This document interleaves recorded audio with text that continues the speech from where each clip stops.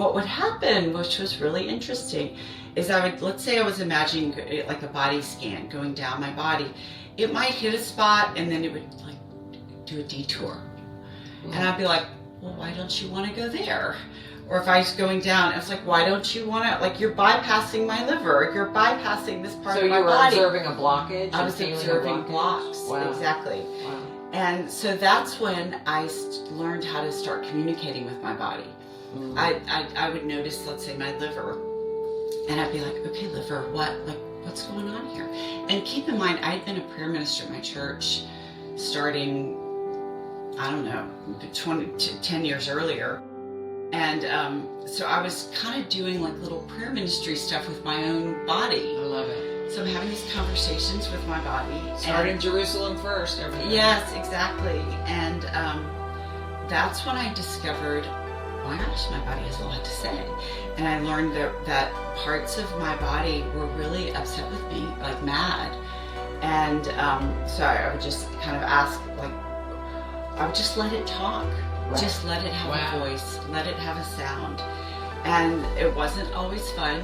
Yeah. Sometimes it's, like I said, it was really mad at me. And so would it show you in pictures? And would it remind you, would like a memory come to mind, and then you had to process that with Christ, or how would that happen? Yes, it happened all kinds of ways. Sometimes it was literally words. Okay. And it was as if I were talking to you.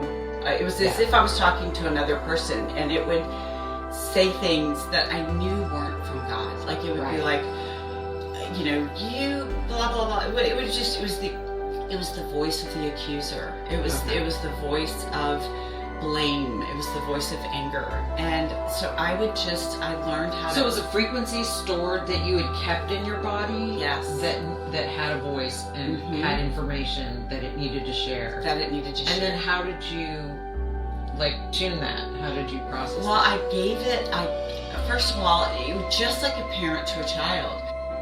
But at this point, I'd been practicing knowing my identity, so I consciously knew it.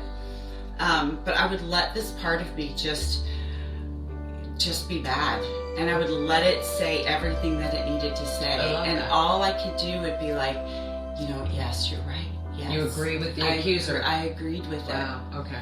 And then it was a yes and. It was like, yes, and let me tell you who you are. It would be. So you were reframing the frequency of the voice. Were you entraining it then to a high, like you do with the tuning forks? Because we are going to talk about how to work with tuning forks. Were you then entraining it with truth? Yes. Back to its original frequency. Back to its original message. Energy, we can go ahead and even jump into some of the energy stuff. Because you work with tuning forks. I work with tuning forks. The energy fields of the body. Right. So sometimes I use tuning forks, sometimes I use other things. Yeah. This is not Reiki. This is spiritual tuning. This is bringing back into resonance and coherence, being of sound body and mind.